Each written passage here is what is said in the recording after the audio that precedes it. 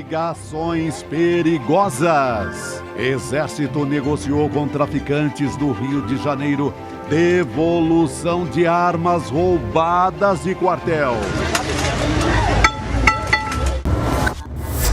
Antes tarde do que nunca. Promotor que denunciou Fernando Haddad na Prefeitura de São Paulo agora reconhece que errou. Tudo em família. Javier Milei nomeia a própria irmã para o governo. E o mico de Bolsonaro na posse do hermano.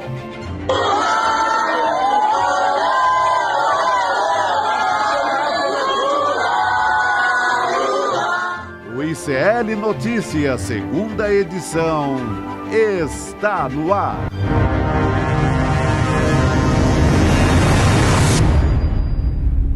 Olá, boa noite, seja muito bem-vindo, seja muito bem-vindo. ICL Notícias, segunda edição, está no ar. Boa noite para você que nos acompanha nos canais do Instituto Conhecimento Liberta, Eduardo Moreira no YouTube, e também você que nos acompanha pelo canal Com Brasil, uma rede de televisão comunitária disponível em alguns canais de TV por assinatura. Muito boa noite também para o meu Chico Pinheiro, o meu querido cidadão Belo Horizontino. Agora cidadão de Belo Horizonte, né? Nomeado. E eu disse. Isso? Verdade, eu não nasci em Belo Horizonte, mas Belo Horizonte nasceu em mim, porque eu fiquei lá.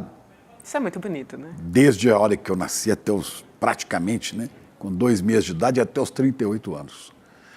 Então vamos tocando a vida. Belo Horizonte nasceu em mim, eu cultivo o BH até o fim da minha vida, né? Tenho marcas indeléveis dessa cidade e do seu povo. É isso. É Belo Horizontino, assim, coragem. No sangue. Coragem, que hoje é segunda-feira. Exatamente. Hoje é segunda-feira, dia 11 de dezembro de 2023. Não parece, gente, mas o ano finalmente está acabando. A gente teve posse de Javier Milei ontem. A gente vai, claro, falar sobre tudo isso. O que vem por aí nesses próximos 4 anos? A gente acha, né, que vai durar 4 anos. Vamos ver. A gente vai falar a respeito de tudo isso, análises, qual que vai ser essa composição de governo, ministérios enxutos, também a respeito da mina, né, de parte da mina da Braskem, que também já começou, né, afundou. Chegamos, infelizmente, nesse ponto, mas a gente vai abrir o programa falando sobre outro assunto muito importante aqui para nós, né, Chico Pinheiro? É o assunto da situação nas ruas do Brasil, situação social, né? Nós temos alguns dados aqui. O IPEA, o Instituto de Pesquisa Econômica Aplicada, olha, em 2013, estudo do IPEA, tínhamos 21.934 pessoas morando nas ruas. Em 2013, 21 mil. 10 anos depois, 2023, 227 mil até agosto. Até agosto.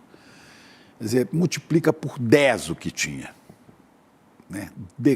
Decuplicou o número de moradores em situação de rua. E quem são esses irmãos que estão nas ruas das nossas cidades, principalmente das metrópoles como São Paulo? Pra você ter uma ideia, só São Paulo tem quase 60 mil, 59 mil pessoas nas ruas. A maioria, pardos, 51%, pretos, 18%. Se você somar isso aqui, dá 69%. Quer dizer, 2/3 das pessoas que estão na rua são afrodescendentes nítidos, legítimos. Quer dizer, a escravidão no Brasil não acabou, viu, Gabi? Infelizmente não acabou, né? Porque essa é uma situação semelhante à de escravidão. O IPEA pesquisou por que essas pessoas vão para as ruas, por que essas pessoas vivem nas ruas.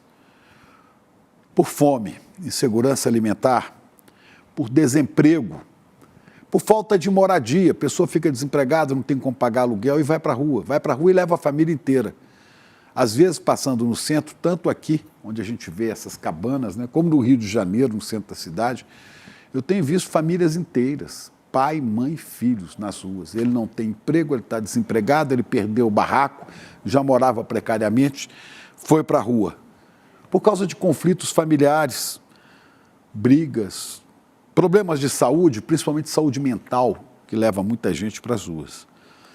E problemas de saúde também a dependência de drogas, né, que leva muita gente. E a rua se torna, então, um lugar muito perigoso. Perigoso para você, Gabi, que passa pela rua, e muito mais perigoso ainda para quem está lá, para as famílias que lá estão. Porque elas não só são vítimas, né, de drogados, mesmo marginais, com muita maldade cometida. Quantas vezes nós já vimos falar de agressão a moradores em situação de rua? Uma hora é batendo com pauladas ou violência que estão expostos de autoridades. Autoridades que acham que devem acabar com isso. Então, se o sujeito mora na rua aqui em São Paulo, né, a prefeitura manda jogar jato de água fria no inverno para tirar a pessoa de lá. Mas não tem a responsabilidade de recompor o mínimo de condições para que essa pessoa possa ter uma vida digna. O mínimo de condições é o quê? Ter uma moradia, ter um lugar qualquer para morar. Não são esses abrigos cheios de restrições para eles, mas um lugar para morar, ter uma possibilidade de emprego, né, e ter uma assistência social decente. Por isso, hoje foi lançado o Plano Nacional Ruas Visíveis. Hoje foi lançado esse plano, comemorando também os 75 anos da Declaração Universal dos Direitos do Homem. Quer dizer, uma declaração fundamental dos direitos humanos, fundamental porque ela diz que todo ser humano tem direito à alimentação, à moradia, à dignidade. E nós convivemos com isso como se fosse normal, né? O presidente Lula lançou esse plano que vai envolver 982 milhões de reais, quer dizer, quase 1 bilhão. Recursos que serão passados a estados, a prefeituras, para que haja assistência social, para que haja alimentação, para que haja saúde e para que haja habitação. O presidente disse, ao lado do ministro Silvio Almeida, né, que a prioridade será a habitação para essas pessoas e todos terão direito à casa. Lá estava, nesse momento importante, esta figura emblemática no Brasil inteiro, né, uma versão paulistana de São Francisco de Assis, que é o padre Júlio Lancelotti. Hoje o presidente regulamentou o decreto Padre Júlio Lancelotti. Decreto que proíbe a construção da arquitetura hostil. O que é isso? Né? Essas coisas que prefeituras, né, que só pensam na elite fazem. Obstáculos para impedir que moradores pobres que estão em situação de rua se instalem debaixo de viadutos, sem dar outra opção para eles. Esses moradores, claro, sem a guerra, mas vivem em situação pior do que viviam antes da guerra a população da faixa de Gaza. Vivem em péssimas condições. E aí você vê, às vezes, bancos fazendo isso aqui, ó, aporofobia. Padre Júlio fala muito em aporofobia, né? Aporofobia, quer dizer, a raiva e o medo dos pobres. Olha aí, bancos, tá vendo? Fazendo isso aqui para ninguém sentar aqui, ó, lojas, né? E são os grandes bancos, sim, Bradesco, Itaú, Santander, foram denunciados porque faziam isso para as pessoas não ficarem lá perto. Na rodoviária de Taubaté fizeram isso aqui, sabe para quê? Para ninguém dormir aí. Olha o Santander. Mas o Santander tinha esses obstáculos, depois de denunciado, retirou. Retirou, olha lá. Estava assim, para ninguém sentar ali. Depois melhorou. Ora, se os lucros que esses bancos têm foram 100 bilhões de lucro registrado recentemente, aí o Bradesco. Se o lucro deles fosse destinado um pouquinho só para melhorar as condições de quem está nas ruas, não precisava fazer isso. Mas é mais fácil, né? É mais fácil banir, enxotar essas pessoas como se fossem lixo.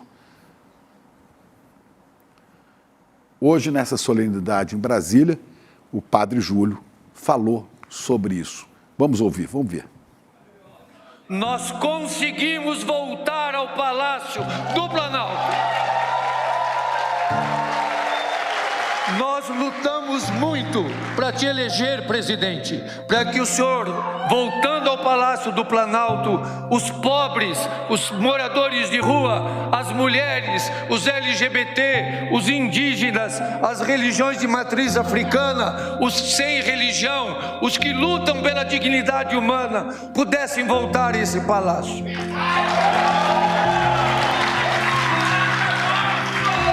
E o povo da rua, estando nesse palácio, não vai ter nenhum arranhão no patrimônio público, porque nós vamos conservar aquilo que é nosso e é do povo da rua também. O senhor é o nosso presidente, que olha para nós, que nos defende, e o povo da rua, quando olha para o senhor presidente, diz: esse é o nosso presidente, ele pensa em nós, nos ama e nos defende. Olha, essa lei, estava ali também o ministro Silvio de Almeida, né, dos Direitos Humanos, essa lei Padre Júlio Lancelotti, que combate a aporofobia, que denuncia e manda que o Estado destrua qualquer forma de arquitetura hostil a quem mora na rua, como esses pinos, essas coisas grotescas para as pessoas da rua não se sentirem minimamente, né, acolhidas na cidade, confortáveis. Essa lei, Gabi, ela foi aprovada pelo Congresso, mas foi vetada pelo então desgoverno do inelegível Jair Bolsonaro. Vetou a lei. Não, esse negócio de arquitetura hostil não tem nada disso e tal. Só que o próprio Congresso derrubou o veto de Bolsonaro, então agora a lei vale. Essa lei teve também um apoio muito grande no Supremo Tribunal Federal, especialmente do ministro Alexandre de Moraes, que está ali nessa solenidade ao lado do presidente Lula. Motivo pelo qual a extrema-direita fascistoide, essa extrema-direita nojenta do Brasil, né, ameaça a vida do Padre Júlio e diz que o ministro Alexandre de Moraes está aí porque ele é do PT, ele é do Lula. Não, ele é dos brasileiros. Porque 70% das pessoas pobres, negras, 70% é a cota dos moradores de rua nessa situação. Então é isso aí. Agora, a gente se assusta muito quando a violência que essas pessoas estão expostas todos os dias, porque elas passam a maior violência, nos atinge. Como atingiu agora, no fim de semana, a deputada Tabata Amaral. Eu queria falar rapidinho sobre isso aqui. Olha, a deputada Tabata Amaral está com o lábio ferido. Ela estava no bairro da Bela Vista, ali perto do Bexiga, num carro, no banco de trás. Tinha ido a uma reunião no Sindicato dos Padeiros de São Paulo. Quando saiu, um homem veio, deu um soco no vidro do carro e ela acabou sendo ferida. O soco não atingiu a deputada Tabata Amaral, mas atingiu o vidro do carro e os estilhaços cortaram o lábio. E ela disse: nunca me senti tão insegura na minha cidade. Quer dizer, esse é o ponto em que a situação desses 200 mil moradores em situação de rua vivem e que, às vezes, um ou outro caso nos atinge. E aí a gente se assusta. A deputada tem toda a razão de se assustar, dizer que está insegura. Estamos inseguros todos. Nós... Os relatos são muito comuns, né? Nós e quem está nas ruas, né? Quem está nas ruas está mais inseguro ainda. Que segurança tem? Quem defende? A quem se queixar? Não é? Mas ela fez esse protesto contra a falta de segurança pública no Rio de Janeiro. Atenção, senhor governador de São Paulo. Atenção, senhor governador Tarcísio. Segurança pública não é abaixar o cacete nas pessoas que estão na rua, não. Segurança pública, seu prefeito Ricardo Nunes, não é jogar água fria em quem está na rua. Segurança pública é cuidar dessas pessoas e proteger as pessoas que andam pela rua. As pessoas que passam de carro. Hoje São Paulo é recordista nacional de assaltos, pequenos assaltos para roubo de celular, para furtar celular, né? A gente está cansado de ver isso. Ninguém pode andar com celular na rua em São Paulo mais. Fora outras formas de violência. O Rio de Janeiro é outra. né? O Rio de Janeiro agora tem os justiceiros, né, que vão fazer justiça com as próprias mãos, porque o Estado, tanto o Estado quanto o município, abandonaram toda essa situação à própria sorte e só aparecem para violência, não aparecem para prevenir, não aparecem para fiscalizar o que está acontecendo. Isso aqui é no Rio de Janeiro, são justiceiros, né? Um bando de trogloditas que resolvem fazer justiça com as próprias mãos. Bom, secretário, hoje lincharam um homem na cidade. O secretário de Segurança no Rio de Janeiro, Vitor Santos, né, reconhece que isso é crime que eles estão fazendo e que não vai tolerar os justiceiros. Mas os justiceiros estão agindo nas ruas, aí o secretário, estão agindo nas ruas, né, e por trás dele estão as milícias também, que já fazem isso nas comunidades. Então é bom o secretário ficar atento para não deixar que isso aconteça. E São Paulo siga o mesmo caminho. Agora, a deputada Tabata, só para terminar, ela denuncia a violência que sofreu, fala que se sentiu muito mal e, pasme você, tem um cara aqui que é candidato, ou diz pré-candidato à Prefeitura de São Paulo, que a gente conhece bem, é o homem dos agrotóxicos, das invasões de terra, das madeireiras. Boiada, né? Hein? Tem que passar a boiada, né? Vai passando a boiada. É o menino da porteira, né? O menino da porteira, chamado Ricardo Salles. Olha o que ele respondeu para sua colega deputada, porque ele também é deputado. Interessante ver os candidatos esquerdistas, e ele aqui se refere a Tabata, que nem é tão esquerdista assim, reclamando dos assaltos em São Paulo. Justamente eles que sempre defenderam bandidos e xingaram a polícia. Faz o L agora, para de fingimento e não enche a paciência. Ainda bem que ele usou a paciência, não disse não enche o saco, mas acho que o que Ricardo Salles gostaria de dizer que é bem a linguagem da gangue dele, do grupo dele. A deputada respondeu: lamentável um político transformar mais um caso de violência na cidade em debate ideológico. Que vergonha. Mas é uma vergonha porque ele é deputado, né, e ele nem demonstra solidariedade à sua colega deputada. A sua colega deputada que foi vítima da violência. É esse tipo de pensamento, de comportamento horroroso, fascista, xenofóbico, misógino, né? E esse pensamento ideológico, não é pensamento, né? Essa coisa horrorosa que representa Ricardo Salles, que quer exatamente ser prefeito de São Paulo. Imagine você. Aliás, queria até coisa mais do que isso, né? É esse cidadão branquinho, de olhos claros, que já mentiu no seu currículo que tinha um curso superior em Yale, na Universidade Americana, depois teve que voltar atrás porque era mentira, né? É esse cara que quer governar São Paulo. E é esse cara que não respeita nem a sua colega deputada, não sabe nem demonstrar solidariedade e debocha. Faz o L agora, não me enche a paciência. Ora, isso é intolerável. Só que ele não é só ele representa um grupo que, curiosamente, começou a ascender ao poder exatamente quando tinha 20 e poucos mil moradores em situação de rua. Foi quando deram o golpe na presidenta Dilma Rousseff e esse grupo, então, emerge do lodo e começa a ocupar espaços e vai se consolidar no governo do inelegível, não sei mais, eu não vou falar mais nada, Jair Bolsonaro. Não, vamos falar que ele passou vergonha ontem na gente. Vamos falar sobre isso também. Vamos nos divertir um pouco. Leandro Demore está conosco? Já está conosco. Vamos lá, Léo. Cadê ele aqui? Olha aí. Demore, boa noite, querido. Boa noite, pessoal. Tudo bem? Tudo jóia. Demore. Oi, Leandro. A gente vai falar, a gente não vai falar ainda do Bolsonaro na Argentina, claro, a gente vai falar a respeito de tudo isso aqui também, mas a gente vai começar falando do Exército, né? Olha só, vou explicar essa história aqui. O Exército e a Polícia Civil do Rio de Janeiro, a Polícia Civil não surpreende tanto, né? Mas vamos lá.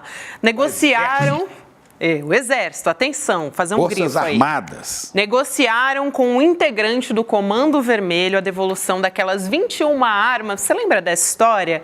Que foram roubadas lá da base do Exército em Barueri, no interior de São Paulo. Isso aconteceu em setembro desse ano. E essa negociação foi toda detalhada pelo inspetor Cristiano Gaspar Fernandes, que é da Delegacia de Repressão a Entorpecentes, no dia 7 de novembro. Informações do nosso querido Guilherme Amado, reportagem do Metrópolis.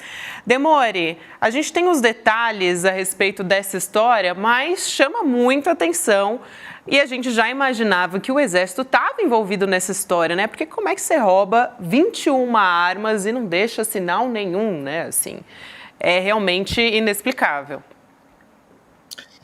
Olha, Gabi, é muito bom quando aparecem reportagens como essa do Guilherme Amado, porque elas confirmam o que a gente já sabia, né? Adianta pouco a gente saber e não poder provar, então por isso que a gente é muito cauteloso para fazer os comentários aqui, né? Sempre colocando os pontos importantes que a gente imagina, porque a gente falou sobre isso semana passada, inclusive sobre um outro caso aqui, né?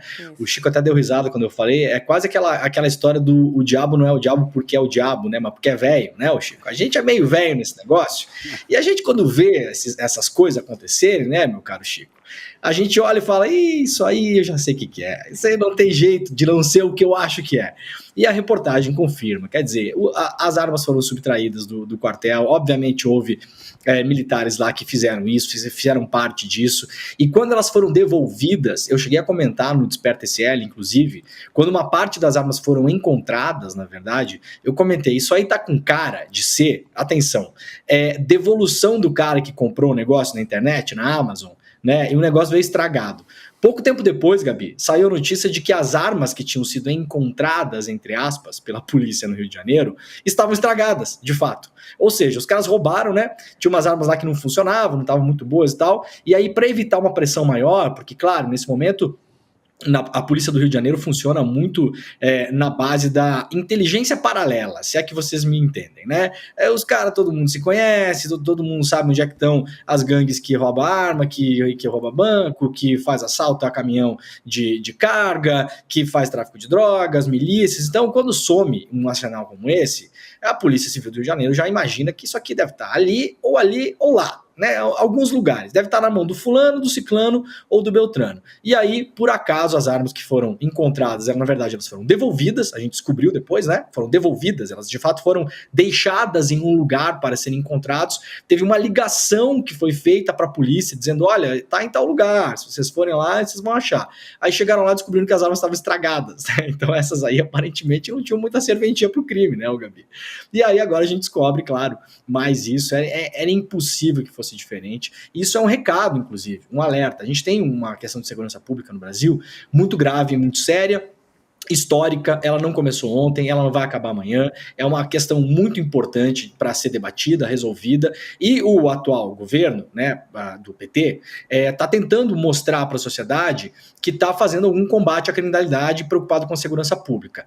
Em parte, tem uma parte muito importante desses movimentos que foram feitos principalmente pela Polícia Federal, pelo Ministério da Justiça, que ao invés de você buscar o traficantezinho lá, o cara que está lá na boca, prender a molecada, o Falcão, né, que é o moleque que fica lá olhando para ver se tem a polícia, o aviãozinho e tal, tem um combate bem importante mesmo, que isso é estudado em qualquer lugar do mundo em relação às organizações criminosas, que é em relação ao fluxo do dinheiro. Então está tendo uma busca pelo fluxo do dinheiro. Na semana passada a gente deu aqui uma operação também da Polícia Federal de 2 anos e meio de investigação que identificou 42 mil armas sendo traficadas no Brasil, vindas do exterior, da Croácia, da República Tcheca, de outros países, passando pelo Paraguai, um fluxo de dinheiro de 1,2 bilhão de reais, e de fato é assim que se faz o combate. Agora, por outro lado, me preocupa um pouco, só para fechar o raciocínio aqui, que é você achar que você vai resolver criminalidade urbana no Brasil apostando na polícia. Você não vai conseguir isso, porque parte importante das polícias estão corrompidas e comprometidas e associadas ao crime organizado. No Rio de Janeiro isso é notório. Nós vimos na semana passada mais uma notícia sobre o caso Marielle. Nós trouxemos aqui, comentamos inclusive na terça-feira, o novo secretário de Segurança dizendo que talvez não se chegue à conclusão do crime em relação a Marielle e o Anderson. Por quê? Porque isso é um castelo de cartas. Quando você vai investigando, você chega no nome do Rony Lessa. Aí o Rony Lessa tem relação com a família Bolsonaro. Aí você chega no Capitão Adriano. Aí o Capitão Adriano, a mãe e a irmã trabalhavam no gabinete do Flávio. Aí o Capitão Adriano foi homenageado pelo Eduardo na Assembleia Legislativa do Rio de Janeiro. Então é um imenso castelo de cartas que não interessa a ninguém, a pouquíssimos policiais, mexer nisso porque envolve banda podre enorme da Polícia Civil e da Polícia Militar. Então isso aqui, que o Guilherme Amado está noticiando hoje, é apenas mais um exemplo ilustrativo, não será o primeiro e nem será o último. Eu não sei se o pessoal reparou nas imagens enquanto o Demori estava explicando, mas a gente não está falando de qualquer arma, a gente está falando de fuzis imensos. Por isso que a gente não está falando que eu comentei aqui que não é fácil fazer o roubo dessas armas, gente. Olha só o arsenal que foi roubado. Tem arma aí que pesa 42 quilos. Exato, peso de um ser mais humano. De um homem para carregar.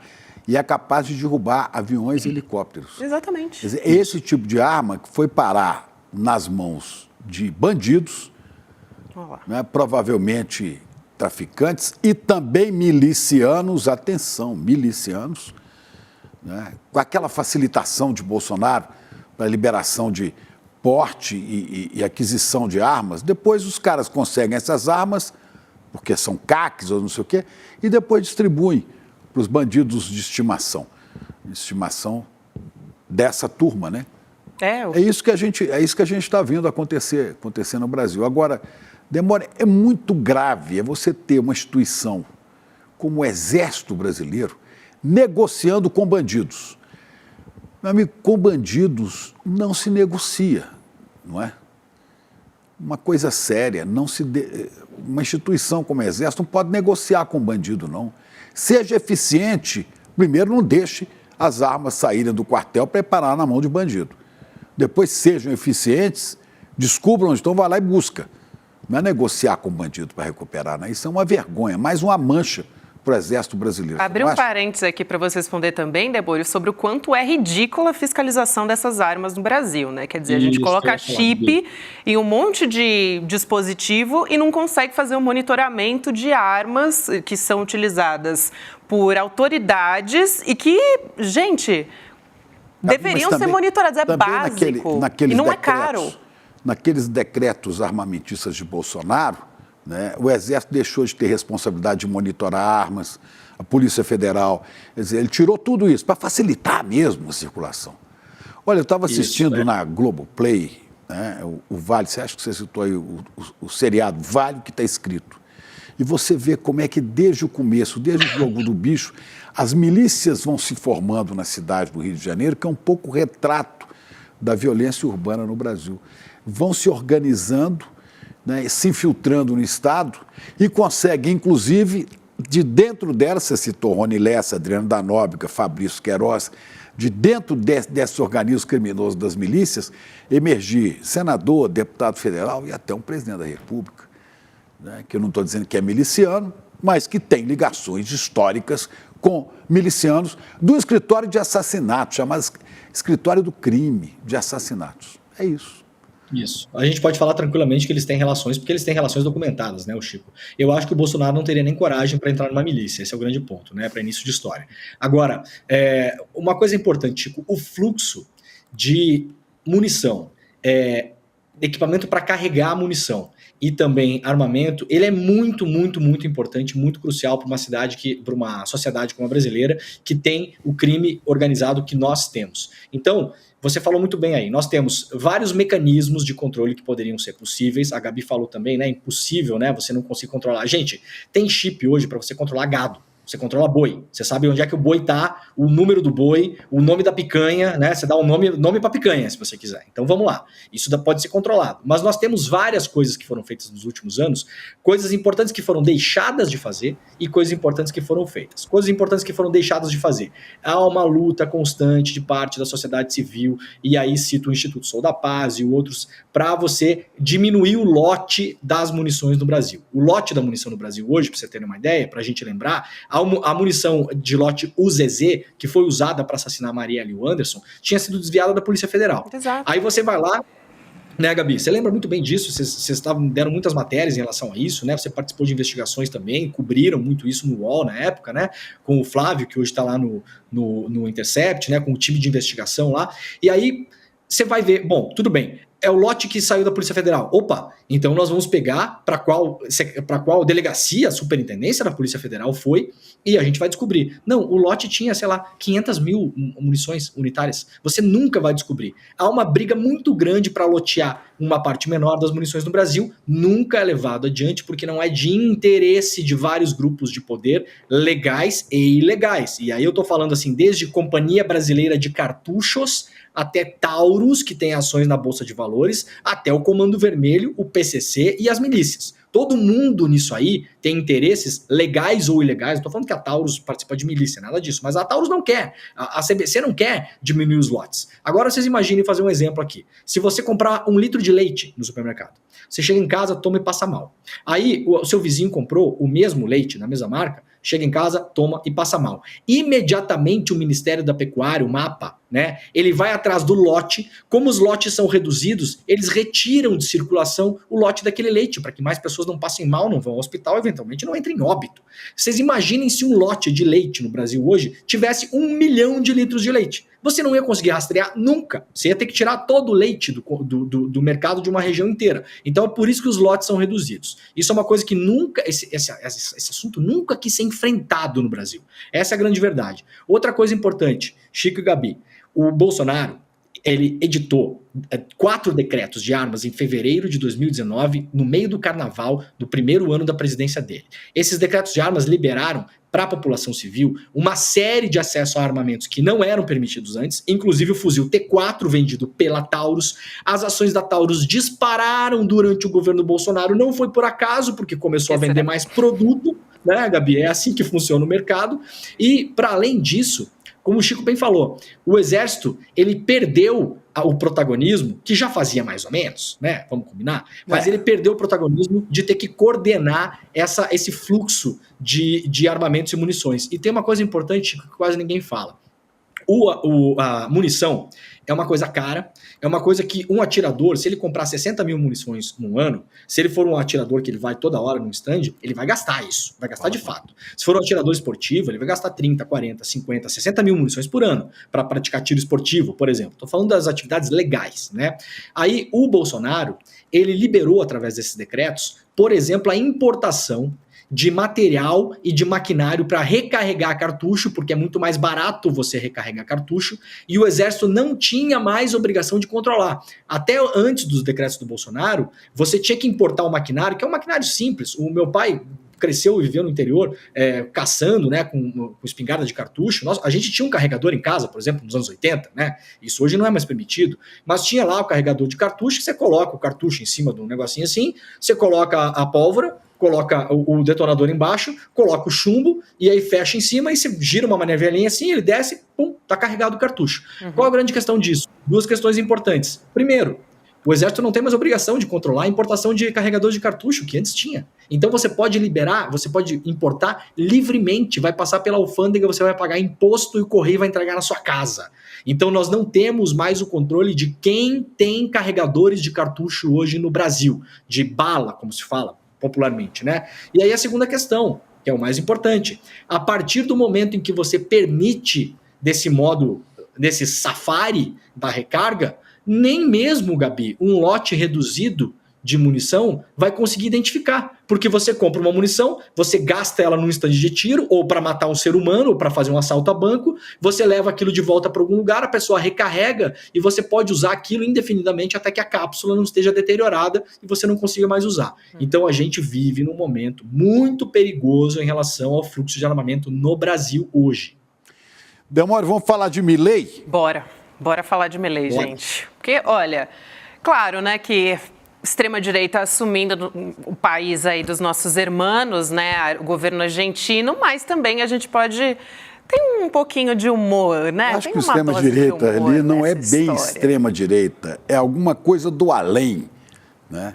É o governo que se inspira num cachorro morto, mas vamos lá. Vamos começar por essa história da irmã do Milei no governo, né? Porque, gente, olha só o que aconteceu, né? Ele anunciou de cara já hoje uma medida, revogou um decreto, na verdade, sobre nepotismo. Para quê? Para nomear a própria irmã dele para a Secretaria-Geral da Presidência da República, para um cargo no governo federal, né? A Karina Milei, então, assumiu esse posto de secretária-geral. Oficialmente, quem cuida desse cargo na Argentina é responsável por auxiliar o presidente, então, portanto, Javier Milei, na concepção das políticas públicas. E outra medida importante que foi anunciada, que eu já vou colocar aqui na roda para a gente começar a comentar, é essa história que o discurso neoliberal chama de enxugamento do Estado, né? Que é reduzir a quantidade de ministérios. Então, foi de 18 para 9. E o Demore já falou sobre isso no Desperta, né, Demore? Achei muito bom que você já colocou de cara. Isso é redução de políticas públicas na prática, né? Que é que a gente dá um nome, né? Enxugamento do Estado. Mas é isso na prática. É isso. Vamos começar falando da irmã e depois disso, porque a irmã... Esse Milei disse várias vezes durante a campanha que ia combater o nepotismo, que isso é um absurdo e tal. Quer dizer, combater o nepotismo, mas mira, pero no mucho, né? Pero no mucho. La hermanita, não com a minha família, né? Com a minha família, não. Pero no mucho. O Milei falou muito da casta, né? O que foi usado em outros países do mundo, né? A extrema-direita está muito organizada no mundo todo há uns 10 anos, e ela tem um léxico que é o mesmo léxico, né? Eles usam as mesmas palavras, não é por acaso, é um discurso unido, tanto é que os temas, quando são debatidos em vários países do mundo ao mesmo tempo, né? Você está falando de aborto na Itália, está falando de aborto no Brasil, está falando de aborto na Argentina, está falando de aborto na Hungria, na França, e ninguém sabe por quê. Bom, porque há uma coordenação em relação a isso, né? E aí o Milei, ele usou muito o Bolsonaro usava na época no Brasil, que era uma coisa que tinha sido importada do Olavo de Carvalho, o establishment. O Olavo falava o estamento burocrático, né? Na Argentina, o conceito é o mesmo, mas o Milei usava a palavra casta, né? Temos que tirar a casta, que paguem eles, né? Que lá paguem eles, né? Com essa cabeleira dele, será que a gente não entendeu mal? Ele não estava falando contra a caspa? Caspa? Pode ser, Chico, pode ser. Com essa cabeleira dele, vai ver que a gente entendeu casta, que era a crítica dele, ele estava criticando mesmo, era caspa. Olha, se procurar bem ali é capaz de achar, Chico, porque ele é uma alma cebosa, né? E a caspa é um selinho, né? Então é possível, né? Não resisto, desculpem. E aí chega lá, não, imagina, chega lá, a piada é sempre em primeiro lugar, Chico Pinheiro. Mas aí chega lá, a primeira coisa que faz é tirar a casta dos outros e colocar a casta dele, né? É a primeira coisa. Outra coisa, enxugamento do Estado, né? Isso é um dogma neoliberal, isso é um dogma que está em vigência no mundo aí desde o pós-guerra, com o seu grande auge a partir dos anos 70, 80, 90, Margaret Thatcher, o Ronald Reagan nos Estados Unidos, né? Esse dogma, que é um dogma, uma ideologia, né? Isso não é uma coisa, uma força da natureza, nem foi Moisés que trouxe do monte, né? Junto com as tábuas da lei. Então, isso é uma invenção humana. E aí o Milei, ele tem o dogma neoliberal. Então, o dogma que ele apresenta, primeiro, é uma maquiagem já para mostrar que está enxugando a máquina, né? E aí ele diminui o número de ministérios. Vamos lembrar quem fez isso? Bolsonaro no Brasil, lembram também? Diminuiu o número de ministérios, falou que ia ficar só com não sei quantos, depois teve que criar mais alguns, deu uma desculpa furada que não ia criar, mas criou, né? Agora, acabou com coisas importantes. Eu vou lembrar o que aconteceu no Brasil. Nós não tínhamos Ministério da Cultura, nós tínhamos só uma Secretaria Especial da Cultura.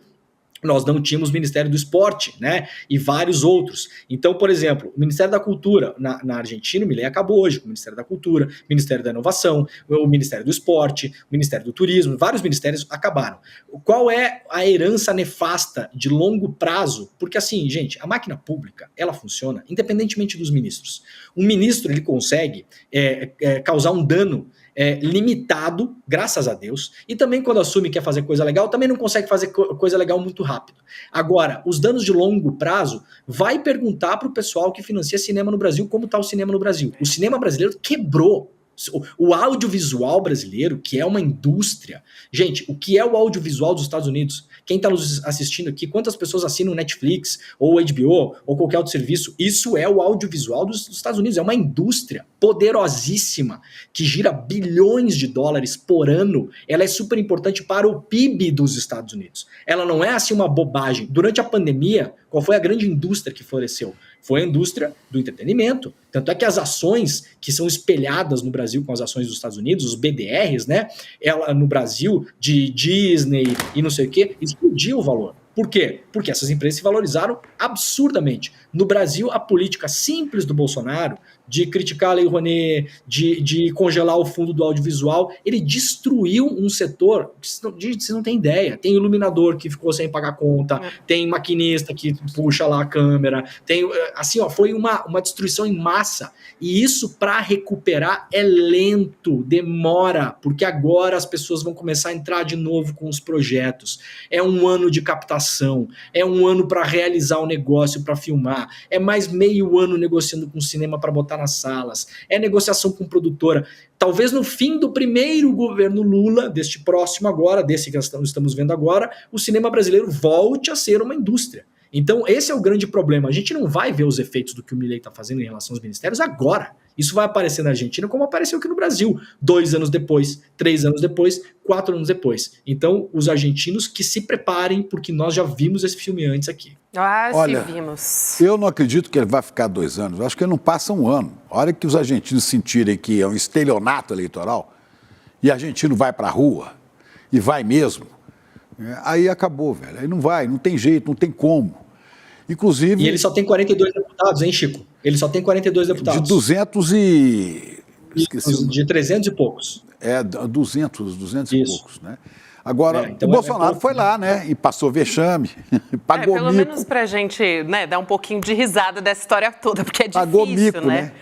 Ele tentou aparecer na foto, né, oficial dos chefes de Estado, mas ele foi barrado, gente. A internet, obviamente, não perdoou essa história, ele virou meme. Tem diversos memes colocando Bolsonaro na foto, né? Colocando Bolsonaro fake na foto. Aí, olha só. No canto esquerdo, tá vendo o Bolsonaro ele surgindo na foto dos chefes de Estado. É maravilhoso esse meme, né? É maravilhoso.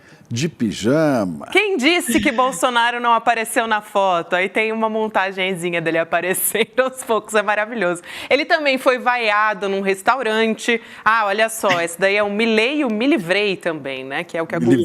O Me Livrei é a gente no Brasil. Esse é o Bolsonaro sendo barrado. Sendo barrado não, perdão, sendo vaiado. Tem som? Vamos ouvir.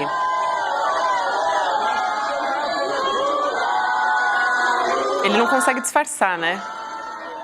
Assim, a face dele, o desgosto, ele não consegue. É burro, ô Demore, porque ele sabe que dá certo é comer pizza em pé na rua, como ele fez nos Estados Unidos. Ele foi tentar entrar no restaurante e dá nisso.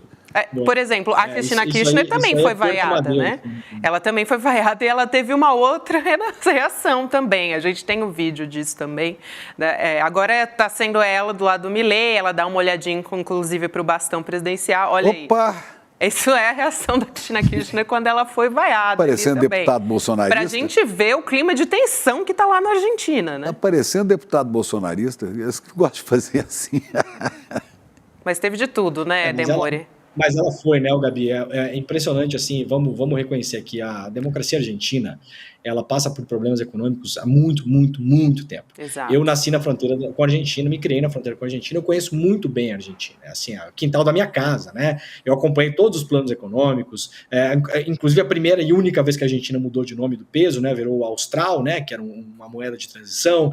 Acompanhei a época que os argentinos tinham a paridade cambial, né? As pessoas se enganam, a economia da Argentina nunca foi dolarizada, os argentinos nunca abandonaram o peso. Teve uma paridade cambial peso-dólar, é diferente. E aí eu sentia muita inveja dos meus amigos argentinos, todo mundo de boné da Nike, de tênis novo, os caras viviam como se fosse norte-americano, né? Era um negócio impressionante. Os melhores carros, iam todos os restaurantes da praia, que a gente não podia ir, porque a gente não tinha grana, era um negócio incrível, mas a gente viu que aquilo lá tinha favas contadas, né? Agora, vejam a diferença da consolidação da democracia argentina com todos os seus problemas. O Alberto Fernandes foi lá, passou a faixa, cumprimentou o presidente. A Cristina Kirchner, como presidente do Senado, ela é vice-presidente, porque na Argentina quem se elege para a presidência do vice-presidência vira presidente do Senado também, né? Então ela foi lá, fez foi de vermelho, né? Claro, não poderia deixar de ser, mas foi lá, fez a cerimônia, brincou com o Milei, cumprimentou o Milei, porque os argentinos têm um pouco essa noção de que, assim, a política ela é transitória também, e o Milei, é importante a gente falar uma coisa, gente. O Milei, ele não tem uma eleição como teve o Bolsonaro em 2018. O Bolsonaro em 2018 elegeu a maior bancada, o PSL do Bolsonaro elegeu a maior bancada em 2018. E junto com o Centrão, o Bolsonaro nadou de braçada, não tinha dificuldade nenhuma em fazer articulação política no Congresso, só não fazia porque o Bolsonaro não gosta de política, o Bolsonaro gosta de ditadura, é diferente. Agora o Milei elegeu, se não me engano, 42 deputados, é um número insuficiente, o Milei precisa juntar esforços, é uma coisa que eu aprendi com o Rodrigo Viana aqui no ICL, o Rodrigo Viana comentando, ele comenta muito bem sobre a América Latina, e eu consegui aprender muita coisa com ele. O Milei precisa da direita macrista, ou seja, do rescaldo que tem do Macri, da Patrícia Bullrich, né? A gente está falando a direita tradicional, como se chama nos Estados Unidos, o old money. Quando você anda ali perto do Central Park nos Estados Unidos, você vê aqueles apartamentos que é gente que mora há 200 anos, que tem dinheiro de família há 500. Então, a Argentina tem essa galera que está lá desde a época do Cabildo, quando eles expulsaram os espanhóis, só podia votar quem era dono de terra, homem, branco, só participava das reuniões dessas pessoas, escolhiam os presidentes deles. A Argentina tem essa tradição caudilista, né? Então, a Patrícia Bullrich é de uma dessas famílias. O Macri é ligado a essas pessoas. O Milei não vai precisar só deles. O Milei vai precisar também dos peronistas de direita, porque sim, há peronistas de direita, né? É uma coisa... Porque o Perón teve várias vidas, né? O Perón foi ditador, foi democrata, foi de direita, foi de esquerda, foi de tudo, né? Então, ele vai precisar de uma grande, como dizia o Tarso Genro, Chipinheiro, concertação nacional, né? Sem isso, o Milei cai. Então o Milei, eu acho que ele não vai ser tão doidão assim, porque ele sabe que a faca está no pescoço. Mas, se ele bobear, ele é de lá, né? Ele pode não ser tão doidão assim, mas ele não tem maioria, aliás, tem minoria no Congresso, tanto na Câmara quanto no Senado. Né? Isso. Ele não tem muito como negociar, não tem muita margem de manobra. Ele vai criando dificuldades para os próprios empresários argentinos, quando ele cria obstáculos a negociações com o Brasil, com a China, mesmo que ele desminta, vai marcando aí, vai dificultando.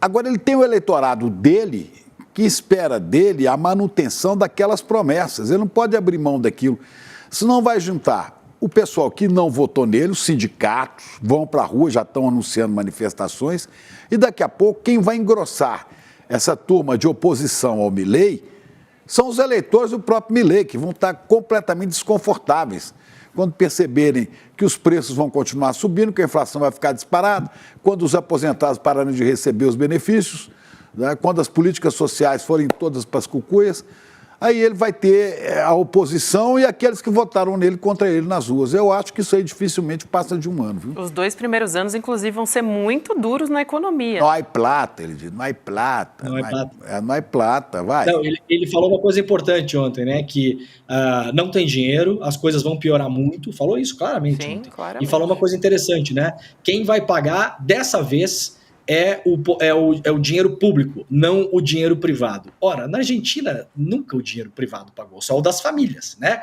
Vamos lembrar que o último grande empréstimo, o maior empréstimo que o FMI fez na história do FMI, foi feito para a Argentina durante o governo Macri. Já há estudos bastante consolidados na Argentina, inclusive publicados pelo próprio Banco Central argentino, não à toa, o Milei tem raiva do Banco Central, mostrando que a imensa maioria, se não me engano foi 44 bilhões de dólares, a imensa maioria desse dinheiro em 6 meses, Gabi, ele voou todo para o exterior, porque o governo usou o grosso desse dinheiro para pagar conta de empresa privada e pagar, sabe quem, Gabi? Banco.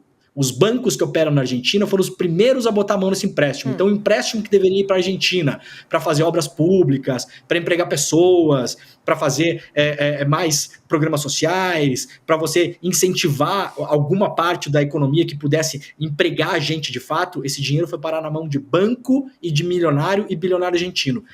Ato contínuo, eles mandaram esse dinheiro, esses dólares para fora da Argentina, o que causou de novo a queda do preço, porque os dólares foram embora.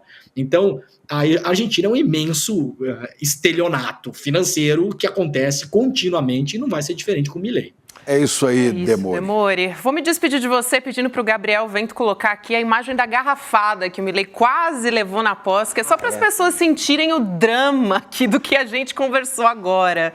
Olha só. Caraca, passou muito perto. Passou muito perto. Esse é o nível de tensão que a gente está conversando aqui, Demore. Eu vou te deixar com essa. Aliás, vou deixar... De vidro, hein? Exato, vidro, hein? Essa faz estrago. Esse é o clima que a gente vai ter aí nos próximos... O problema maior é o seguinte, ele já disse, não há plata, vai ser tudo muito difícil, muito duro.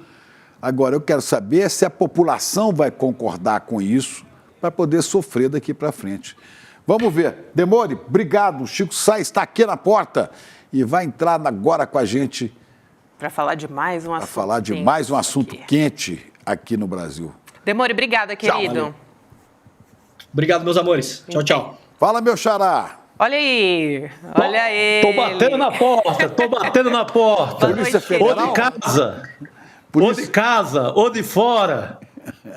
E aí, meu querido? Boa noite, Gabi. Boa noite, Chico Pinheiro. Que bom estar com vocês aqui. Muito bom estar com Delícia. você. Pena que é para falar de um assunto tão tenso, né? A gente vai falar, claro, de Braskem, não teria como ser diferente. Acabou de sair uma reportagem do Gerson Camarote, do portal G1, dizendo que Lula, né, o presidente, resolveu entrar pessoalmente no caso da Braskem, ao invés de chamar de caso Maceió, né? É muito importante que a gente afirme essa posição no caso Braskem, chamando, né, o prefeito de Maceió para uma reunião no Palácio do Planalto, reunião que vai acontecer amanhã. A gente já imagina qual que vai ser o tom dessa reunião, né, Chico? É muito importante realmente que todo mundo se mobilize, porque o que está acontecendo é surreal, é um absurdo, né? É isso aí, bote absurdo nisso. E não é só o prefeito de Maceió, não, o JHC. Vai todo mundo, vai a República de Alagoas inteira. Olha. Arthur Lira, Renan Calheiros, Paulo Dantas, todo mundo convocado para conversar com o Lula antes, olha o detalhe, antes da instalação da CPI. Antes, um pouco antes da instalação da CPI, o Lula quer a República de Alagoas inteira no Palácio Planalto para ver o que é que sai, né? O esforço do Lula, esse esforço concentrado aí de amanhã, da terça-feira, vai ser para tentar evitar a CPI e tirar uma solução entre a política alagoana e a Braskem, para levar uma espécie de carta, ali um manifesto, um documento para resolver a parada. Vamos ver se ele consegue, porque, Gabi e Chico, não interessa ao Palácio do Planalto levar essa peleja alagoana para o Congresso. Essa briga, Renan Calheiros, Arthur Lira, ela não interessa ao Lula nesse momento. E se começa a CPI pode virar um foco dessa intriga. É uma briga lá das Alagoas que, se vai para Brasília, acaba, de certa maneira, prejudicando o governo. Então, essa tentativa do Lula de falar com todo mundo amanhã, a intenção do governo é colocar todo mundo na mesma mesa. Eu acho difícil colocar ali o Arthur Lira, o Renan, o prefeito de Maceió, o JHC e o Paulo Dantas, governador de Alagoas, porque todo mundo está brigado nessa parada. Tem dois lados bem definidos. O lado do Renan, que fica o governador, o Paulo Dantas, o lado do Lira, que fica o prefeito. Mas chamou todo mundo, inclusive o filho do Renan, o ministro Renan Filho, ministro dos Transportes, também está convocado, Gabi. Então, a ideia é sentar Alagoas inteira no mesão para tomar café amanhã com o Lula e ver se resolve, se tira a população de Maceió desse buraco. No caso, é literal, né? Literalmente tira do buraco desse crime ambiental cometido pela Braskem nos últimos anos. Chico, agora há também informações de que vários setores do governo, inclusive do PT, né, não querem essa CPI, porque essa CPI pode servir de palanque para a oposição bolsonarista atacar o governo cutucando a Petrobras, porque a Petrobras é dona de parte da Braskem. É verdade que a maioria das ações da Braskem estão com a Odebrecht, mas a Petrobras também é dona. E que eles querer usar a CPI da Braskem para atacar a Petrobras. Então há um clima assim, vamos segurar essa CPI, porque não é para a política que essa CPI vai prestar. Você está corretíssimo, Xará. O pensamento do Palácio do Planalto, daí essa reunião de emergência, é evitar a CPI. O Jacques Wagner, líder do governo no Senado, também trabalhou está trabalhando assim, com o telefone quente no ouvido, ligando para todo mundo para tentar evitar a instalação. Eu duvido, porque a cerimônia está marcada, está todo mundo convocado, eu duvido que consigam evitar a instalação, mas podem enfraquecê-la já de cara e fazer com que não ande, porque não acrescenta nada para o governo nessa hora, puxa para Brasília a intriga alagoana entre o Arthur Lira e o Renan Calheiros. Não é bom negócio para o governo nesse momento, que quer passar também os projetos lá do Haddad, quer completar o pacote do Haddad, a parte econômica da vida do governo. Então, jogar o buraco de Alagoas cometido pela Braskem nessa hora em Brasília não é bom negócio para o Palácio do Planalto, e é isso que o Lula, Jacques Wagner, a tropa aí do governo vai tentar evitar a todo custo. Ô, Chico, tem uma outra história também, ou melhor, Chicos, tem uma outra história, né? Porque no domingo a gente viu as imagens, para quem não está prestando atenção nas imagens, é importante porque a gente mostrou uma parte da mina 18 se rompendo, afetando a Lagoa Mundaú. Aí, essa imagem que está aparecendo agora. Aquela espuma ali, né? Isso, exatamente. É uma imagem impressionante, inclusive, né? Então, se você estiver só ouvindo, agora é a hora de você dar uma olhada aqui. As autoridades continuam discordando sobre os riscos a respeito disso, né? O Ministério de Minas e Energia soltou uma nota dizendo que o incidente foi localizado sem danos maiores aparentes e tem vários especialistas dizendo que um rompimento total pode acontecer a qualquer momento. A gente já falou a respeito disso diversas vezes aqui. Chama muita atenção a nota oficial da Defesa Civil da Prefeitura a respeito disso, né? Porque parece que é uma nota de assessoria de imprensa da Braskem, dizendo, olha, gente, as pessoas já foram retiradas, não há nenhum risco às pessoas. Como se essas pessoas não tivessem sido retiradas das suas casas à força, não é, Chico? Casas que moravam há anos e anos. Exatamente. Né? Eu fiquei, assim, chocada. Não, é absurdo. Você colocou inteiramente 100% de forma correta, Gabi. Parece que é da própria Braskem.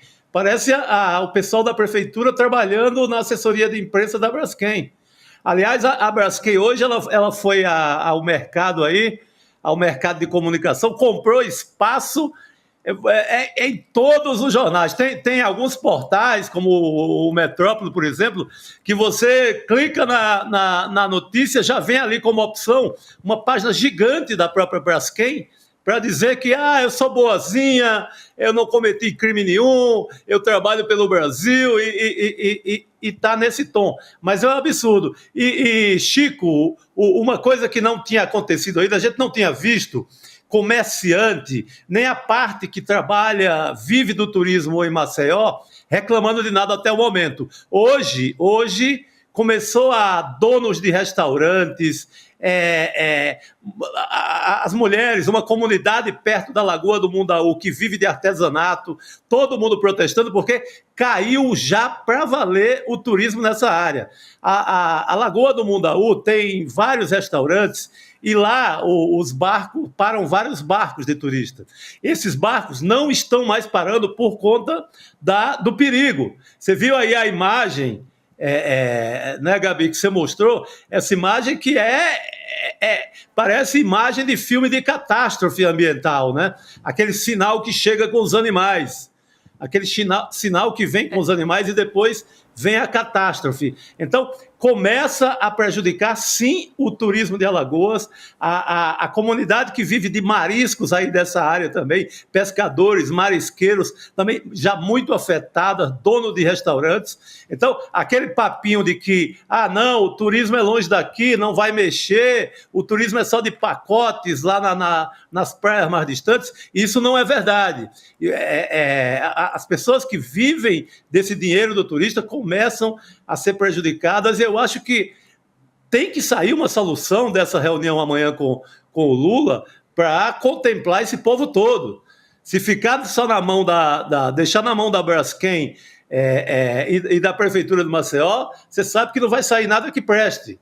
Pelo menos até agora, nenhum sinal disso, né?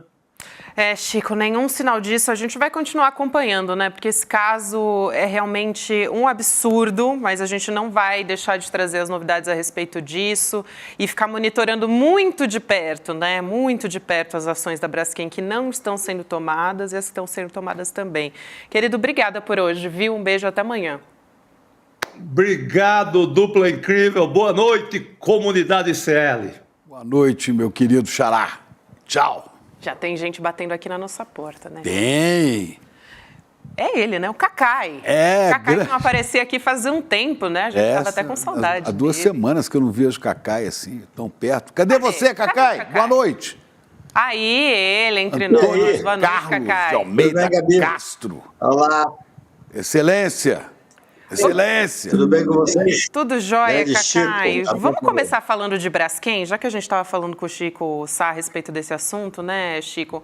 Vamos perguntar, eu vou aproveitar a presença do Cacai aqui já para perguntar da responsabilização da empresa. Tem um assunto aqui que não deu tempo até para falar com o Chico a respeito disso, mas o governo de Alagoas quer desapropriar a área de risco. Tem 5 bairros ali de Maceió que foram afetados pela mineração da Braskem. Ela né, quer que ganhar. Hoje... pertencem à Braskem, essas 5 áreas, né, esses 5 bairros de Maceió. E sabe qual que é o objetivo, gente? Transformar aquilo ali num parque ambiental, 3 quilômetros quadrados aproximadamente. Eu queria ouvir o Cacai a respeito disso, né? Porque é uma área ali, esse anúncio foi feito logo depois do anúncio de rompimento de parte na mina 18. Quer dizer, o Cacai... falta uma responsabilização de fato da empresa, né? Porque me parece que foi uma ação claramente ali para tentar limpar a imagem, né? Para transformar, trazer essa imagem da Braskem que ela quer vender de uma empresa preocupada com o meio ambiente, enquanto a gente tem um desastre em curso acontecendo. A olhos vistos, né, Chico? Pois é. Esse caso é um caso ímpar, né? Porque há muitos anos a gente sabe que isso não é nem que ia acontecer, que estava acontecendo. Exato. Eu, há muitos anos atrás, conversando com... Eu já advoguei para muito político lá de Alagoas, muito. E tenho grandes amigos lá, empresários e tal. E isso já era uma coisa que todo mundo sabia. Tanto é que, recentemente, eu não conheço os detalhes para dar uma opinião jurídica sobre se essa responsabilidade é concorrente, porque ontem eu vi uma matéria em que se dizia que seria responsabilidade concorrente. Quer dizer, o Renan me manda com muita frequência, diariamente, a opinião dele sobre tudo isso. Ele sempre tem um foco específico de responsabilização. Então, o que nós vemos ali? Nós vemos que tem, evidentemente, que apurar a responsabilidade de uma coisa que há muito tempo, tanto é que tem famílias que saíram da área há 5 anos. Eu vi uma matéria esse final de semana de pessoas contando que já tinham saído de lá há muito tempo atrás. Inclusive, até tem uma informação que é lamentável se for verdadeira, que há um controle para onde levam as pessoas. As famílias mais pobres são achadas em lugares muito simples, e as famílias que tinham uma condição melhor são levadas para hotéis e tal. Agora, o que interessa num caso como esse é tirar a política da mesa. Eu entendo que, evidentemente, o Lira e o Renan têm uma briga histórica ali, mas nessa hora há que ter uma responsabilização no controle do governo federal. O governo federal tem responsabilizado, sim, porque a exploração que se dá através de autorização, por tudo que li, não é minha área, de órgãos federais. Porque não pode haver, olha só a situação em que estão as pessoas, bairros inteiros e tal. Então, a necessidade da responsabilização é evidente. O que você tem que saber, e aí uma coisa muito específica, é quem é o responsável direto ou se existe uma responsabilidade concorrente. Eu não saberia dizer porque não conheço especificamente os detalhes do processo. Cacai, tem uma outra história que eu acho importante a gente ressaltar aqui, recente, do Ministério Público de São Paulo, né, que vai investigar a conduta do promotor aposentado Marcelo Milani. Ele admitiu que errou quando ele entrou com ações de improbidade que foi movida contra o ex-prefeito, atual ministro da Fazenda, Fernando Haddad. Nesse acordo que ele fechou com a Justiça, o Milani disse, né? O Milani? Milani. Ele disse que se excedeu em sua conduta e ajuizou ações de improbidade administrativa em face de Fernando Haddad com uma má interpretação da conduta do então prefeito. O Haddad tinha pedido essa investigação contra o Milani por cobrança de R$1 milhão de propina. Mas e aí, né, Cacá? E os impactos que isso teve, por exemplo, nas eleições, né? A gente estava ali na iminência de uma eleição, o Haddad estava concorrendo, e a gente tem agora essa admissão, né, de erro por parte do promotor. Só completando, não ficou parecido com aquela história do Moro liberar, né, áudios de Palocci, né, na véspera da prisão do Lula, e agora esse promotor admite que ele, né, envenenou a história do Haddad às vésperas da eleição do Haddad. Quer dizer, teria ajudado a eleger essa coisa que estava no poder. Isso é de uma gravidade ímpar, né? Porque o promotor, ele não defendeu, pelo que vi na mídia, ele não admitiu apenas que exorbitou, ele admitiu que dolosamente ele fez uma ação contra o Haddad porque o Haddad havia o acusado anteriormente de determinada conduta.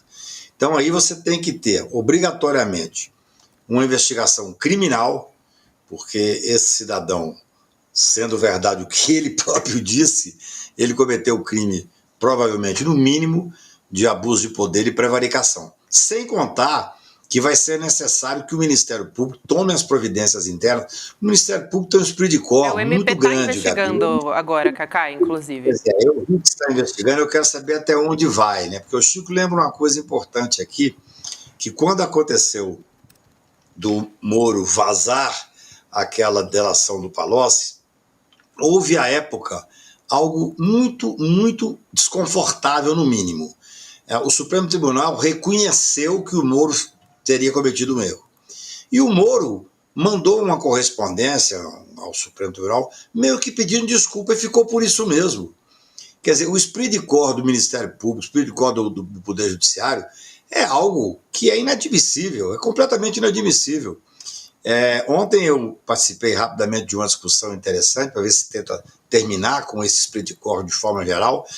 O Moro está sendo colocado na lista daqueles que atentaram contra as prerrogativas dos advogados. Em sendo cassado, Chico, e acho que vai ser, provavelmente ele vai fazer como todos fazem, batem as portas da OAB para conseguir o quê? Para conseguir uma carteira para advogar. Ora, a OAB, em boa hora, fez um cadastro daqueles que estão ofendendo ao longo da vida profissional, como juiz, como procurador, como quem quer que seja, ofendeu a prerrogativa do advogado. Esse cidadão não pode pegar a carteira de advogado. Veja só como é grave. Da mesma forma, o Ministério Público tem a obrigação, nós vimos no caso do Deltan, eu cheguei a advogar para a Cátia Abreu, fazendo a representação do Deltan no CNMP, ele conseguiu 19, à época, 19 prorrogações e adiamentos do processo dele para não ser julgado. E o tribunal absolutamente passando a mão na cabeça dele. Então, a sua lembrança, Chico, ela é muito oportuna. Isso aconteceu com o Moro, não houve uma apuração séria. É como se fosse possível cometer um crime e pedir desculpa. Se fosse assim, então, eu levaria os meus clientes acusados pelo Ministério Público e diria o seguinte: vamos pagar aqui porque eu estou arrependido. É assim que funciona. Então, esse caso específico é muito grave. Embora ele já esteja aposentado, pelo que a imprensa indica, eu acho que existe possibilidade, sim, de fazer uma investigação para caçar a aposentadoria dele. Você imagina o que é um cidadão admitir que usou a força do poder do Estado para poder perseguir alguém, para poder denunciar alguém, porque tinha um problema pessoal com essa pessoa. É muito grave. É exatamente, mutatis mutandis, o que o Moro fez com Lula. O Moro tinha uma penenga pessoal em relação ao Lula, política, porque ele queria, em primeiro lugar, beneficiar o Bolsonaro para depois já ser ministro da Justiça e para entrar na política definitivamente. Então, essas questões têm que ser realmente muito bem pensadas em como vão ser enfrentadas. Esse caso agora, ele pegou uma dimensão muito grande por todos os motivos. Pelo Haddad ser hoje um ministro importante, pelo Haddad ser uma pessoa que pode ter perdido ou que isso possa ter relevância para ele ter perdido a eleição, e principalmente porque há uma desfaçatez incrível de admitir, eu não vi a declaração dele por escrito, mas é o que a mídia está dizendo, de admitir que processou por improbidade o Haddad, porque o Haddad teria feito uma acusação em relação a ele. É de uma gravidade ímpar. Tem que ter apuração criminal e tem que ter responsabilização na aposentadoria que ele hoje usufrui, evidentemente com os méritos específicos, mas que isso pode vir a caçar a aposentadoria dele. Mas só para completar esse caso aí, essa declaração desse promotor, se isso contribuiu ou foi decisivo, né, para a derrota do Haddad, a vitória do Bolsonaro, não tem nada que pague isso. Nada. O estrago para o país foi enorme. Como o do Moro. Não tem a dúvida. Agora, o Moro, eu só te pergunto o seguinte, o Moro tinha que ser preso, mas, por enquanto, o risco que ele corre é perder o mandato. Não é? Mas o Tribunal TRE lá do Paraná, até agora, não decidiu. Isso vai sair ou não vai? Eu converso com frequência com advogados de lá que me ligam para me colocar a par, sabem do meu interesse em acompanhar esse caso. Eu sou um dos que mais enfrentei esse senador ao longo da vida dele, política, 100% política, sem ética, sem nenhum critério moral. Eles dizem que em janeiro... Sem língua portuguesa. É quase uma piada. É assim, imaginar que esse cidadão passou num concurso de juiz é algo inacreditável. A informação que me dão é que em janeiro deve ser julgado o caso dele. E aí, o Poder Judiciário ele tem um dinamismo próprio, né? Assim, a partir do momento que ele for cassado, se for cassado, como estou dizendo, no Paraná, eu acho que o TSE vai dar uma prioridade nesse julgamento. E ele, sem mandato, não tenha dúvida não, Chico. Ele vai ter que começar a ser responsabilizado por uma série de questões que ele fez. Essa que é a verdade. O Moro admitiu, veja só, nesse caso específico que você lembrou, em que ele admitiu por escrito, que usou indevidamente para influenciar na eleição. Isso é de uma gravidade enorme. E aí você tem os diversos outros casos que têm que ser apurados, das condutas que ele teve enquanto juiz, enquanto ministro da Justiça. Eu já disse uma vez, acho que para vocês mesmo, que o Moro, de uma forma covarde, ele determinou a abertura de um inquérito contra uma pessoa muito próxima a mim, porque ele não tem coragem de fazer um enfrentamento direto comigo, e eu fui à delegacia conversar com o delegado da Polícia Federal. Ele me disse, Cacá, nós temos vergonha do que está acontecendo. Ele está instrumentalizando a Lei de Segurança Nacional e o Ministério Público, ele era ministro da Justiça, e a Polícia Federal, e teria determinado a abertura de quase 100 inquéritos para perseguir estudantes intelectuais. É algo inacreditável. Quer dizer, essas pessoas, quando abusam da autoridade desse jeito, tem que ser responsabilidade. Por isso é que quando nós tivemos a discussão da lei de abuso de autoridade, eu me lembro como se fosse hoje. Essa lei estava adormecida no Congresso, e o Renan Calheiros foi o relator para tentar aprovar a lei. E a discussão, então, foi completamente controvertida. Esse cidadão mesmo, esse Sérgio Moro, me lembro da época ele criticar a lei Renan Calheiros. Eu me lembro de participar de debates, não com ele, porque ele não debate com ninguém, é um indigente intelectual, mas eu me lembro de participar de debates, as pessoas falaram, a lei Renan Calheiros. Eu falei, não, a lei não é Renan Calheiros. Essa lei de abuso de autoridade foi uma lei que foi apresentada à época em que o Gilmar Mendes era presidente do CNJ e o ministro Teori Zavascki foi quem fez, através de um grupo de estudiosos e tal, é que fez a elaboração da lei. Só que depois sentaram em cima da lei, porque era uma lei que poderia atingir os poderosos, e quando voltou a discussão, uma forma que tinham de fazer com que a lei não deveria passar é dizer, mas essa lei é a lei do Renan Calheiros, que dificultava a discussão política dentro do Congresso. Então, tudo isso é muito grave. Eu acho que o abuso de autoridade tem que efetivamente ser usado contra essas pessoas que, assintosamente, esse caso do procurador é algo inacreditável. Me parece um pouco com a confissão do Janot, quando ele escreve no livro. O livro teve revisão, teve pessoas que leram antes de ser publicado, que ele escreve que pegou um revólver e foi ao Supremo para matar um ministro supremo. Você vê. Isso é algo assustador. Isso ensejou, inclusive, à época, não sei se ainda vale, uma ação contra ele e uma liminar que o impediu de chegar até 300 metros do plenário do Supremo. Me lembro. Ou seja, inviabilizou a advocacia dele completamente, porque a saída dele era advogar. Então o Brasil precisa aprender a fazer esse enfrentamento. Você não pode ter um cidadão como o Deltan, que tinha 20 processos contra ele, de abuso de autoridade, dos mais diversos tipos de direito administrativo, de direito penal e tal, e simplesmente falou o seguinte: então, como eu vou aproveitar a popularidade que eu adquiri exatamente por causa dos abusos, esse país é complicado, o cidadão abusa e por causa desses abusos ele pega uma popularidade incrível. Então ele se aproveitou e falou: não, agora eu vou fazer o quê? Eu vou me aposentar, arquivam-se os inquéritos e os processos administrativos contra mim, e eu vou ser deputado federal. Felizmente, numa coragem enorme e corretamente, viu que aquilo era uma fraude, era uma forma de burlar, e caçaram o mandato do cidadão. É o que tem que ocorrer agora, por exemplo, com esse procurador, que admitiu que fez isso com Haddad, que pode ter sido responsável. Eu não sei qual a importância que isso teve no julgamento, não quero ser leviano, mas imagina se isso teve importância, o prejuízo que esse cidadão não causou ao Brasil, um fascismo enraigado de 4 anos de Bolsonaro, uma coisa inacreditável. E, paralelamente a isso, evidentemente, tem que se apurar a responsabilidade do Moro e de todas as autoridades que usam do cargo para poder cometer esses abusos. Inclusive, só complementando aqui a informação, porque o Milani ele deu uma entrevista para a coluna do Fausto Macedo no Estadão, negando que as ações de improbidade que ele ajuizou tenham sido produto de retaliação, de perseguição política. Ele disse que foi um erro, né? Então, ele disse também, o texto do acordo foi firmado de boa fé e que está sendo usado agora para fins exclusivamente políticos.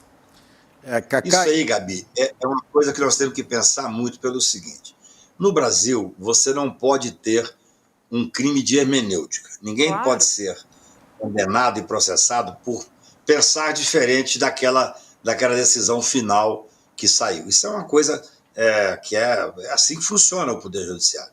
Agora, eu não conheço os termos, por isso que eu disse desde o início, mas o que está sendo explorado é que ele teria admitido. Se admitiu, é crime e tem que ser responsabilizado. Nós temos, Chico, hoje algumas questões interessantes, né? Porque as pessoas... eu vi um debate, eu não sei de quando é, porque eu não consegui localizar quando, uma entrevista que o Mangabeira Unger fez com o ministro Luiz Roberto Barroso. É estarrecedora a entrevista. Vocês depois entrem aí para vocês localizarem. Eu até escrevi um artigo que sai amanhã e eu cito essa entrevista. Porque o Mangabeira Unger pega, até de certa forma eu senti o ministro Barroso constrangido, ele começa a dizer que o Supremo cometeu crime, que os ministros do Supremo cometeram crime quando julgaram o Moro parcial e a 13ª vara incompetente. Ele fala que aquilo foi uma chicana, ele fala que aquilo foi uma forma não correta de agir, e o Barroso até, reconheço, pelo menos na minha visão, com certo constrangimento. Por quê? Porque Barroso fala uma coisa, fala: olha, você tem que ver qual era o entendimento final, para em cima do entendimento final, você analisar qual é a posição do Judiciário. O Judiciário considerou, depois de ter considerado que não era parcial, considerou que era parcial. Esse é o entendimento. Então, no processo dentro do Judiciário, se esse cidadão admite que usou o poder do Estado, o poder acusatório do Estado, que ele é que tem esse poder, para poder satisfazer um interesse pessoal, isso é de uma gravidade enorme. Esse é o terror que muitas vezes... Por que o advogado, Chico, na nossa lei e na nossa história, diz que nós não devemos ter medo nem do juiz, nem das consequências da imprensa, nem... O processo não pode nos assustar. Muitas vezes, você tem o risco da pessoa falar assim: pô, o Cacá briga muito com o Moro, eu não vou procurar não, pode ser que o Judiciário não goste dele. É uma forma de intimidar a pessoa. Ora, nós temos a obrigação, como advogados, de ter uma coragem cívica, de dizer o seguinte: o senhor, se for dentro da ética, se for dentro das divergências naturais de interpretação da lei, faz parte do jogo.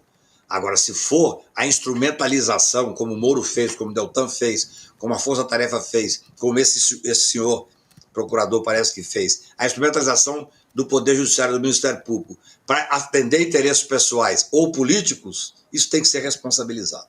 Cacai, você falou há pouco aí de gente que aproveita uma coisa ou outra na política, né, para se notabilizar e para conseguir mais voto, apoio, seja lá o que for.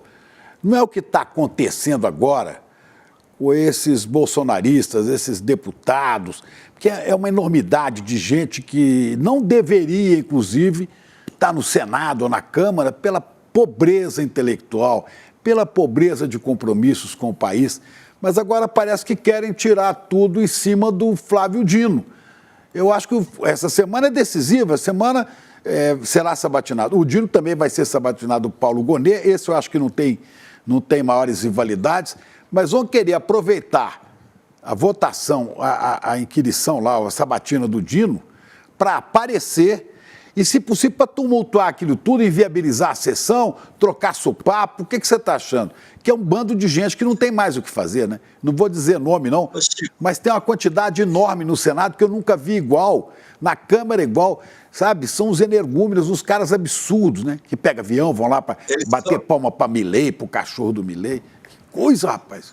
Eles são tão desqualificados, alguns deles, e, além disso, falta, no meu ponto de vista, inteligência emocional e conhecimento de Brasília e da política do Supremo Tribunal Federal.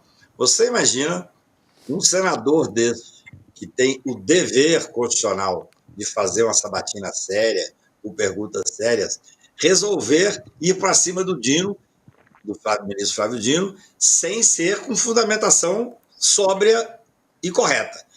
Esse cidadão vai ser julgado depois pelo ministro Flávio Dino, se continuar senador da República. É uma coisa, falta inclusive inteligência emocional. Falta. Porque, veja bem, é óbvio, o Senado Federal tem que cumprir o seu papel constitucional, e é um papel importantíssimo, de poder fazer essa sabatina.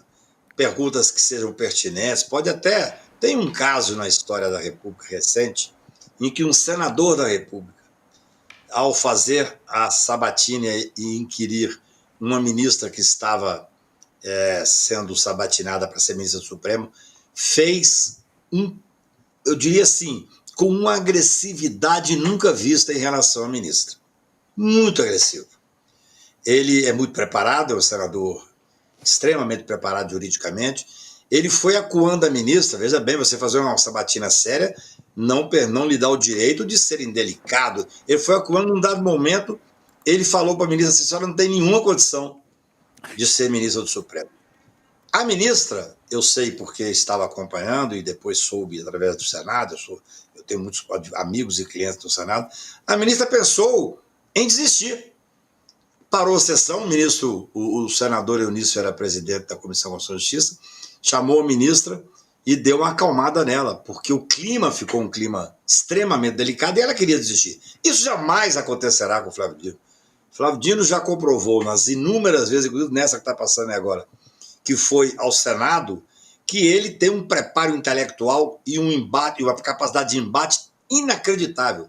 Então, esses que se ousarem ir lá para tentar enfrentá-los, sem ser com questões sérias e que devem ser enfrentadas, é um direito deles, no meu ponto de vista, eles serão massacrados, como foram.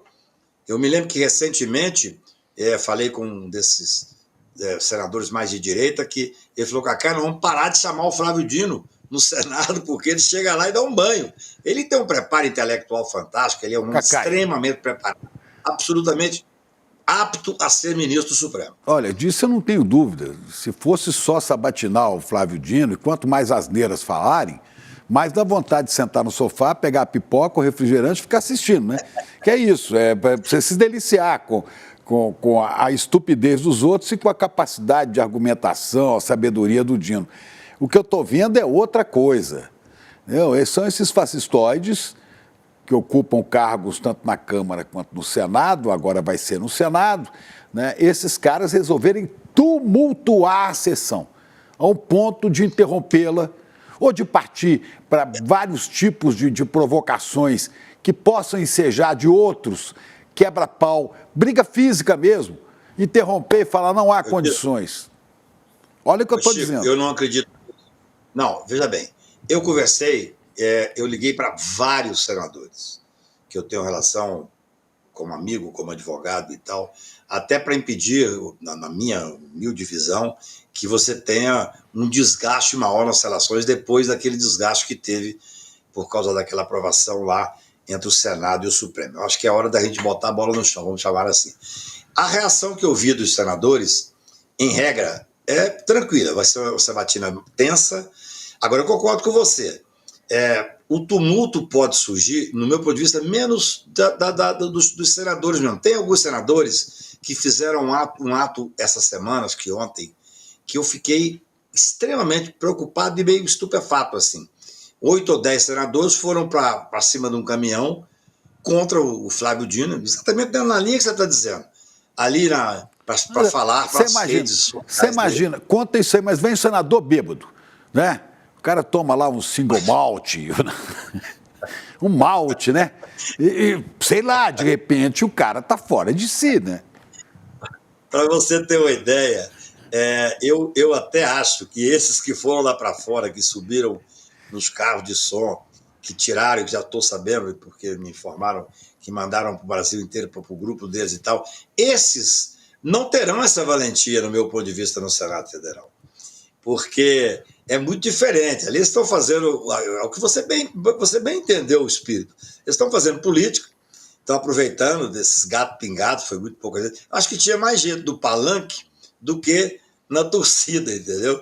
Agora, eu fiquei impressionado de ver senadores. Eu vou ser sincero, esses senadores deveriam pensar em não irem à sabatina, porque eles foram de uma agressividade lá fora que, na verdade, eles demonstram que não tem eu diria, uma isenção necessária, porque o cidadão, quando está fazendo essa sabatina, ele sai um pouco de ser só senador, ele passa a ser juiz, que ele vai votar. É porque nós deixamos de levar a sério as instituições brasileiras, Chico. Imagina se alguém entra alcoolizado ali. Tinha que ter um bafômetro. O sujeito entra alcoolizado, você não sabe o que vai acontecer, né? Se é que você me entende. Acredito. Se é que você me entende. Eu, para ser sincero, acho que esses eventos fora ali do Congresso, para poder aparecer para as redes sociais, primeiro que foi um fracasso absoluto. Não foi ninguém lá para...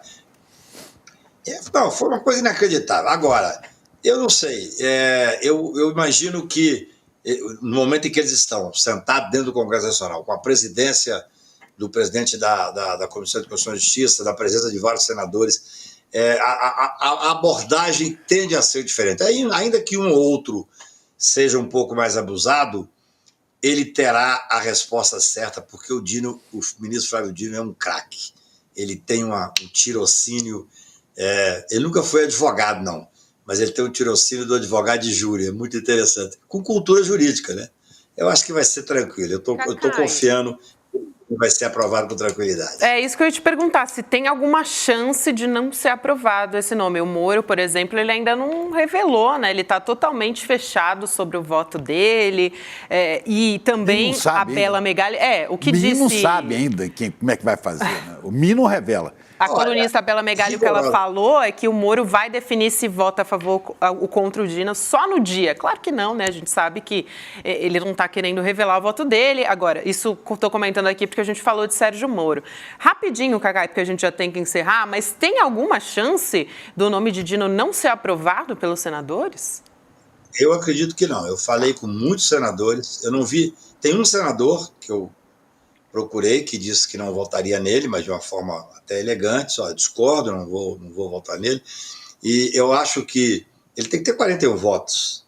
As contas que as pessoas mais preocupadas, eu conversei com os senadores que fazem essas contas e conhecem o Senado, estaria por perto de 52 votos.